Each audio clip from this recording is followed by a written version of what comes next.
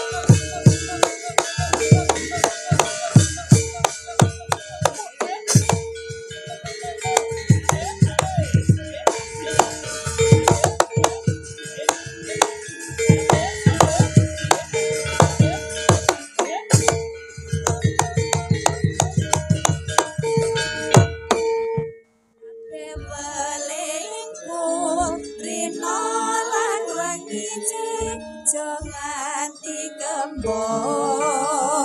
wujud benda segala tanda tresna nyamping sida mukti sida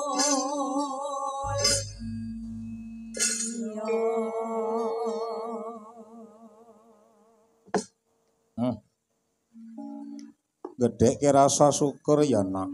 Iya yo. Bengi iki sowan Ngabyantara ana bumi perdewan. Kok bumi perdewan iki karepe piye?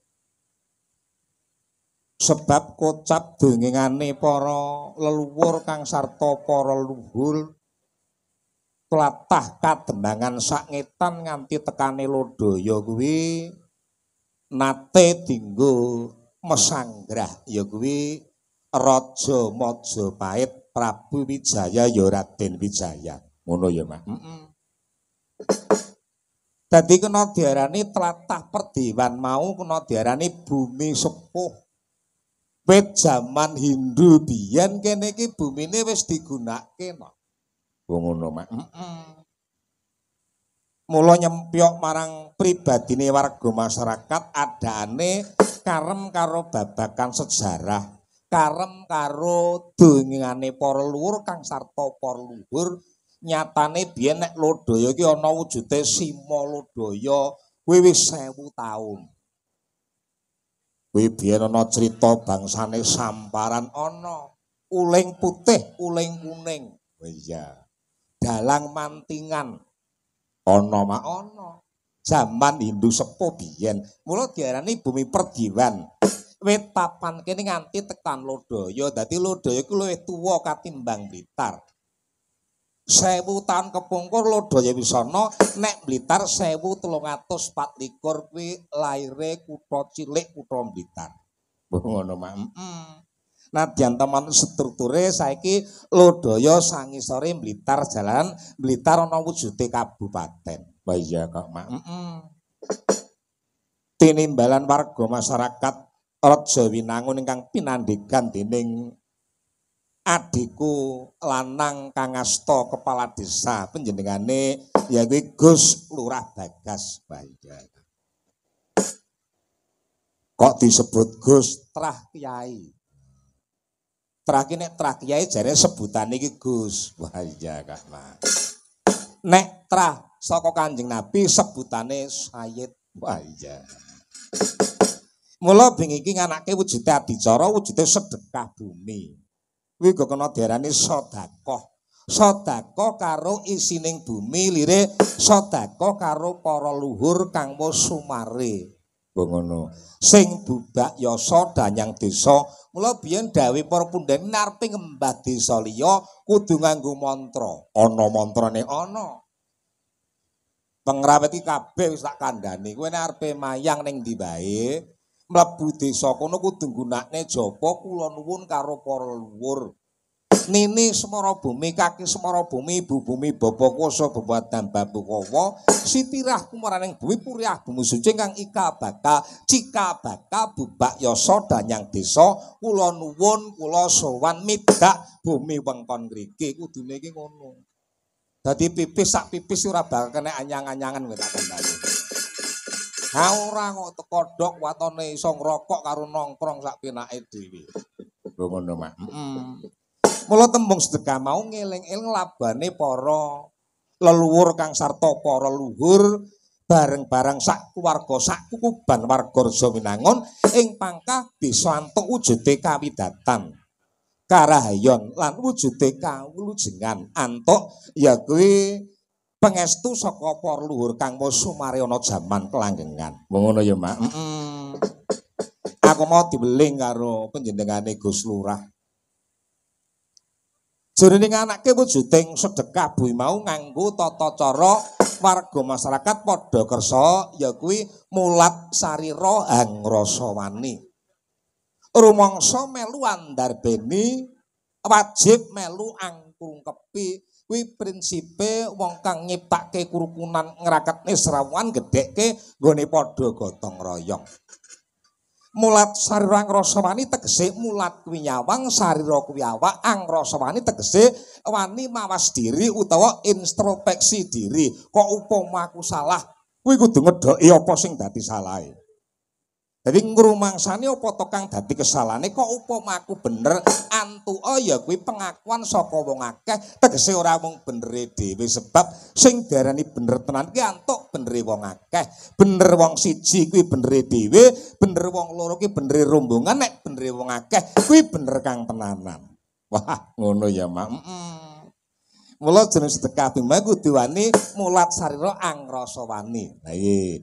Banjur angka loro rumangsa melu andarbeni. Aspal paping Raja Winangun niku darbeke warga masyarakat Raja Winangun. Ngono Mak. Gedhong lan dalane kuwi darbeke masyarakat Raja Winangun. Tegal lan sawahe darbeke masyarakat Raja Winangun, lurah carike darbeke masyarakat Raja Winangun, kami tuwa bayane dheweke masyarakat Raja Winangun tegese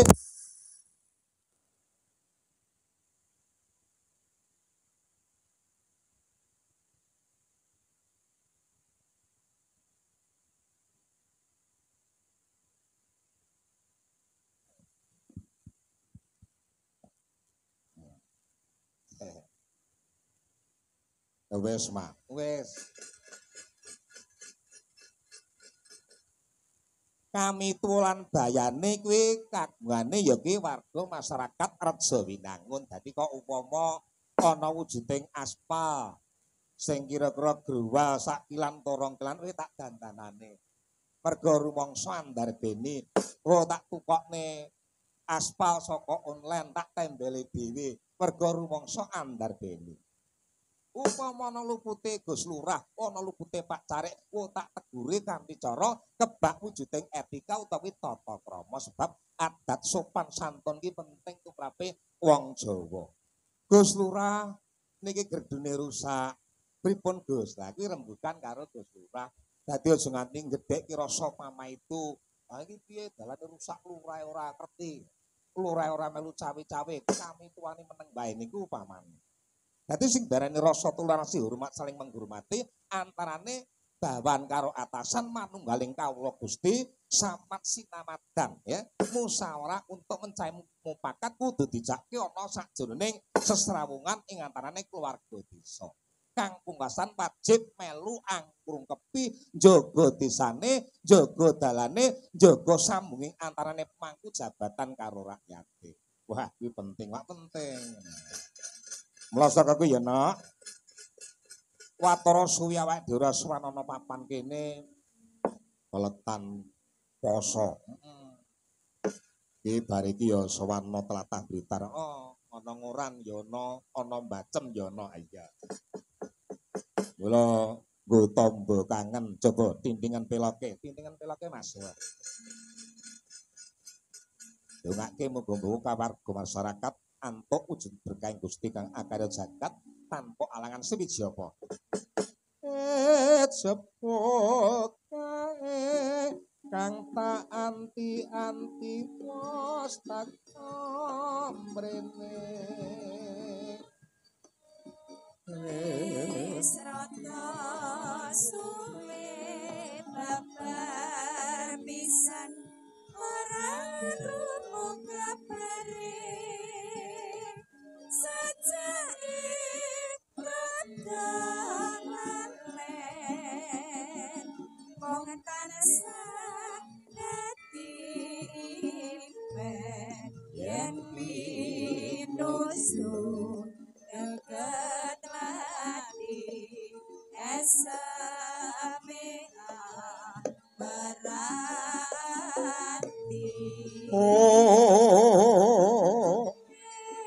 hari kangen moga-moga asa tenang hatiku dadi tentrem amulan mitra kang tansah kangen mulat sira mitra tajem yas jatmiko.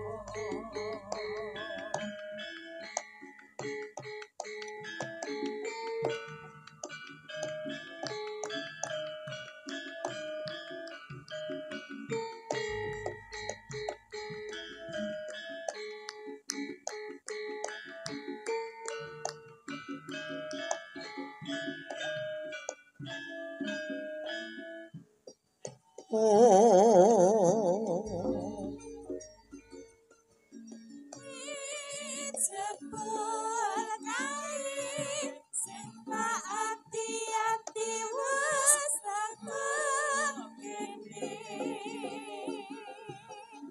wis rada suwe babar pisan ora krungu kabare sajake rada lalen wong tansah dadi ipen yen pinuju dekat lagi esamea berarti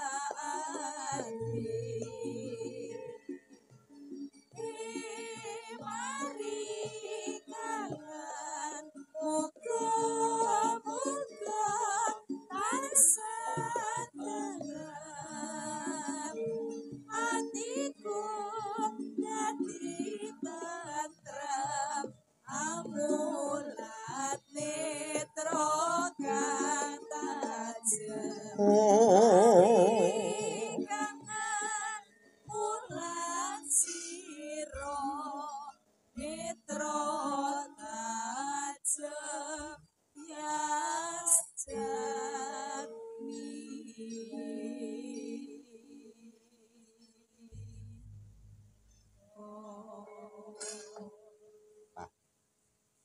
Regeng ya lumayan. Ki waranggana kula enggal-enggal. Sing waranggana pungkur kabeh dicekel karo EO. Dadi wis dadi wong kondang kabeh ya, Mak.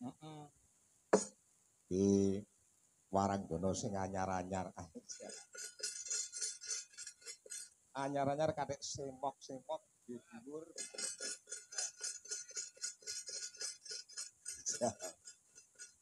Ya diaturke ki aku arepe nyuwun karo kadangku panjenengane Mbak Diana. Ya. Ngaturke wujude sinom nyamat men kanggo tetenger nek warga masyarakat Reja Winangun Kitrah saka tlatah Yogyakarta. Dadi nyebut asmane Kanjeng Panembahan Senopati Panetek Panatagama tinggalane tembang ya kuwi sinom nyamat. Nah, mangga diaturke nulata laku utama. Nah, niki sing ndadekke petungan sasi Arab karo Jawa. Ngono, Mak. Sing ndadekke wujude Islam Jawa, sing ndadekke wujude Islam Nusantara, gabungane Arab karo wong Jawa. Tegese Islam sing weruh karo wujuding budaya. Ah iya. Ya nak diaturke kaya ngapa? Laku. Nah.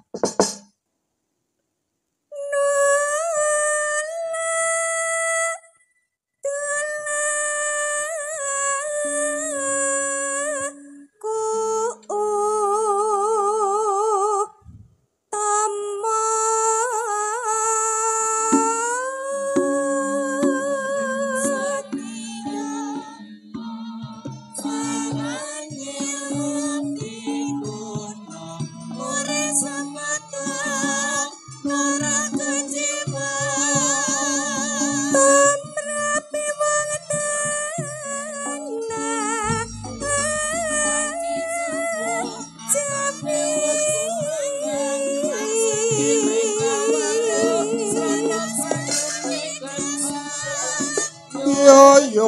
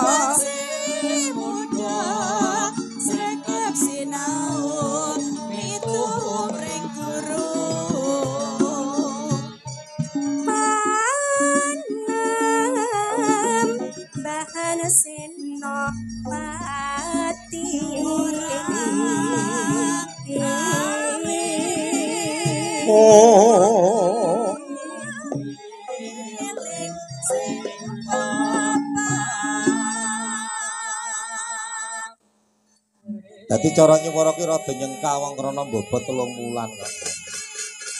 Wah iki Mbak Diana iki bobot, bobot karo sing ngrebab iki. Niku kakung kula. Ngrebab iki mesame lho calon anakku lek ketara mlentruk. Nenano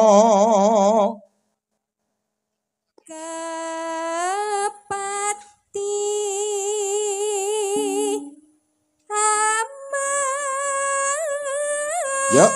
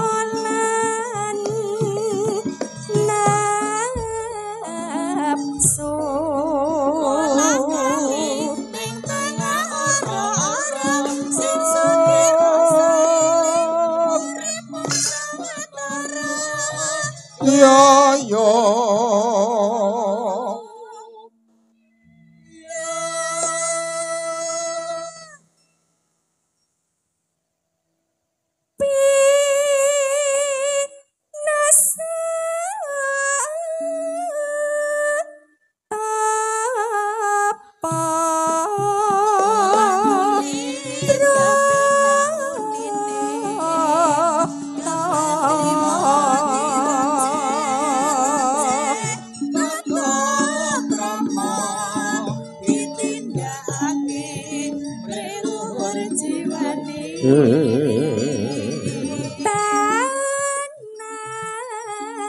ing siang ratri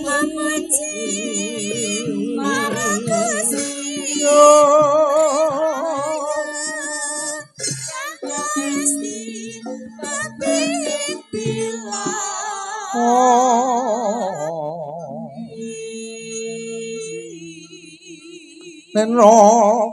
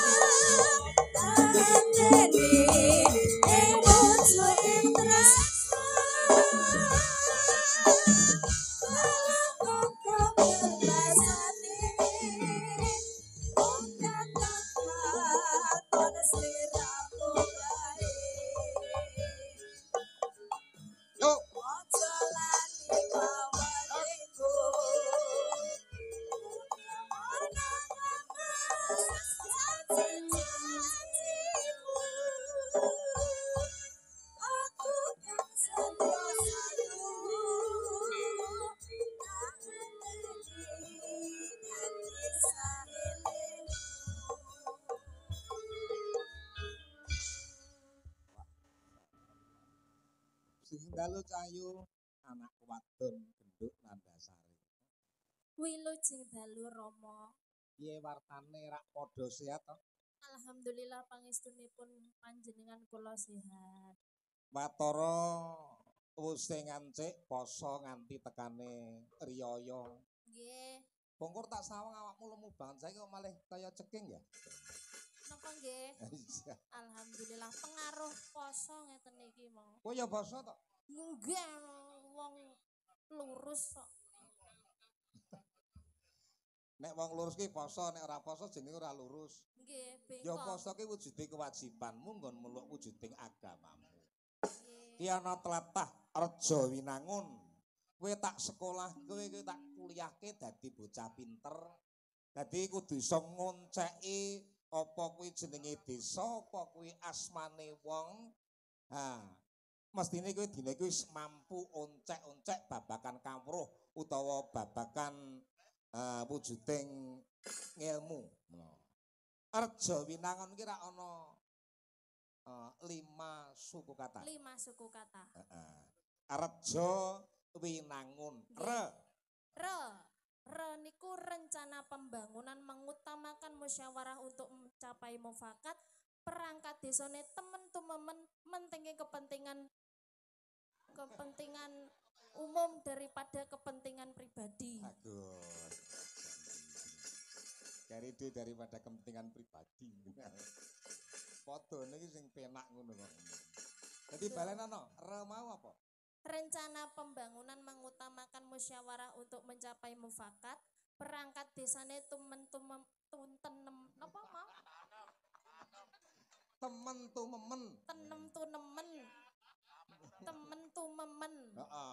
Mentingke kepentingan umum daripada kepentingan pribadi. Dados mentingke kepentingan orang banyak, Romo. Jenenge pemangku jabatan sing dipentingke ya iki kebutuhane warga masyarakat karena pentinge didadekke pejabat ana desa ki dadi payunge warga masyarakat ngono. Nggih. Ya, kuwi lak re to? Re. Jo Jo niku jodone nganakne pagelaran wayang kulit ingkang isi tontonan sarwa tuntunan dadekke desane ayem tentrem. Karo mlaku ben penak lek ngomong ben ndak kami srontolen. Oh nggih. Nah ya karo mlaku ngono ra penak. Ben longgar kok kaya angel ngomong apa to? Napa? Kok kaya angel ngomong. Niki sone kados tawon ngoten lho Mo. Apa nih? Sone kados tawon. Suarane kurang cetha. Kirang kirang medal. Oh, kurang metu suarane ya. Nggih. Kokno Mas suarane ngono. Kuwi mau Jo ya. Jo. Wi. Wi niku wisatane ora kalah endah. Mula akeh tangga desa padha teka saben sinaben rumangsa tentrem atine merga masyarakate ramah tamah desane gemah ripah.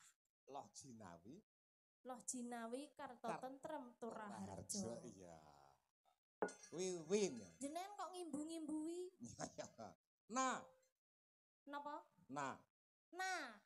Nah niku nanjake perilaku kang becik, nyiptake kerukunan, ngraketke sesrawungan, gedhekke rasa gotong royong.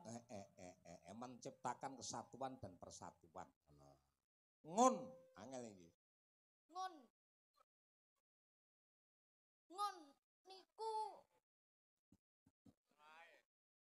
niku napa mau? Lho, ya golekno dhewe wong sing duwe iki kowe kok. Ngun niku ngunduh ya kena. Ngunduh napa mau? Ngunduh waing pakarti. Ngunduh waing pakarti. Waing sinten? Waing pakarti. Waing pakarti. Ngunduh waing pakarti. Dimen gemah ripah. Panggah niku mawon. Wong kari-kari dhewe kok dadak mblindeti ta kowe iki. Ngunduh waing pekarti merga lelandusan tumindak kang suci linambaran tulusing ati ngono ya kena. Nggih niku. Nggih niku piye wong iki kleru kok nggih ora ndisen. Lah wong jenengan niku nggih mboten napa mboten. Nggih spontan kula nggih bingung mikire. Ora perlu bingung sama barang iki penting santai. Saiki diaturke ya. Nembang ngaturke wujude senden sendunan ku arepe nembang apa? Rembulan kasmaran tembangno. Heeh. Larase pelok patete barang. Kuwi lagune awake dhewe sing anyar lho, Nok. Viral lho niku teng TikTok Romo. Viral. Rembulan kasmaran. Nggih. Sopo sing viralke? Kula. Nggih jenengan to. Ya nek kowe kira-kira dikontrak karo YouTube ki anggaran pengarang lagu ki wene ana ngono lho. Nggih, lha kula nggih kok. Ya, rembulan kasmaran diaturke kaya ngapa? Endaing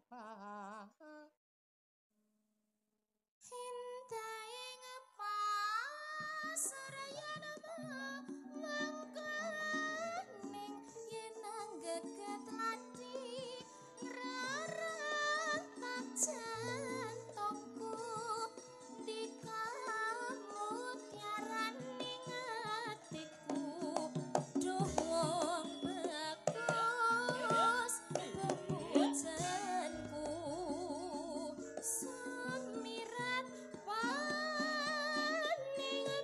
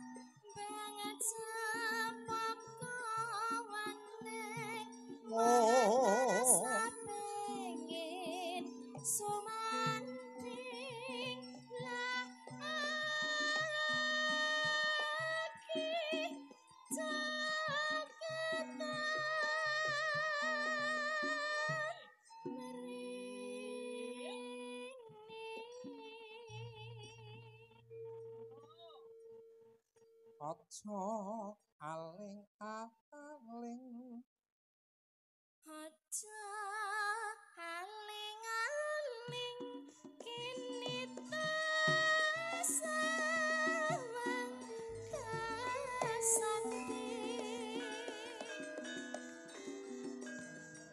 sliramu lintangan ning memah ning kalbu katya rerenggani sepi ing awan citalu tresnamu kang mareh tentrem jroning atiku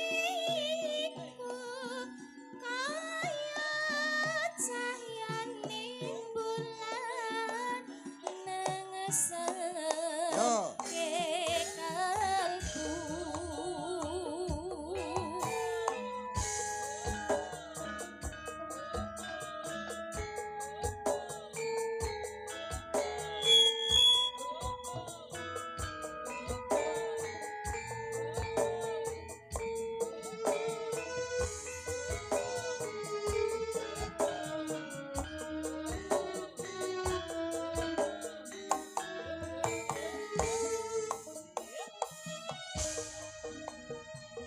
Indahing pasar yen mengkeling yen nggeken lani rarantek jatuhku ikut tiarane hatiku dungung bagus kepujanku sumirat waning tulus tresnamu tatakaning talanging kalbuku ujane setya mriksa senti ing temeta melejani.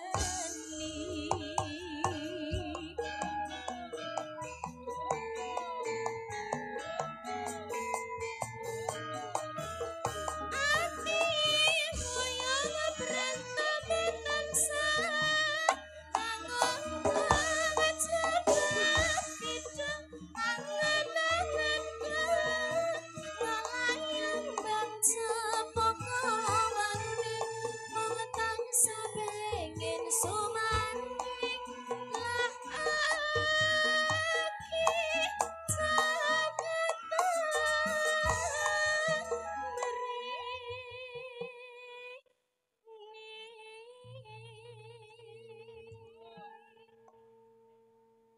aja aling-aling kini tasawarga sengit sliramu lintangan ning pemaning kalbu katya rerengganing sepi ing wanci dalu tresnamu kang mawi Yo, Pusakas. tentrem jroning atiku kaya cahyaning bulan nyengesemke kalbu.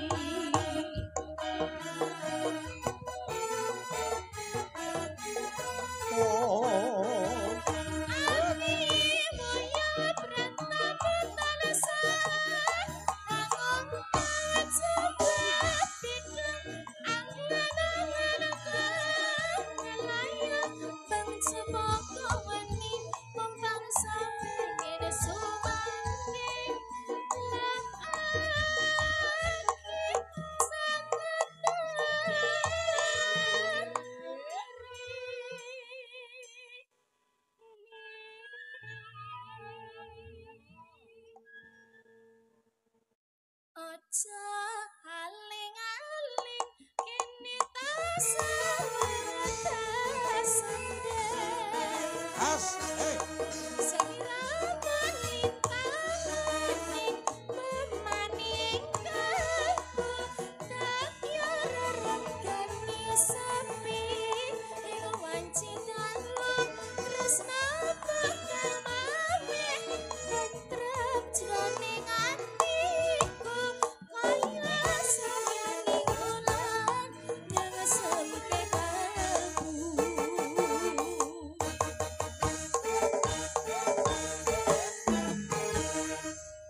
Yana nawalana. Assalamualaikum warahmatullahi wabarakatuh. Waalaikumsalam teng kula mangsuli dhewe. Katur Bapak Sunggon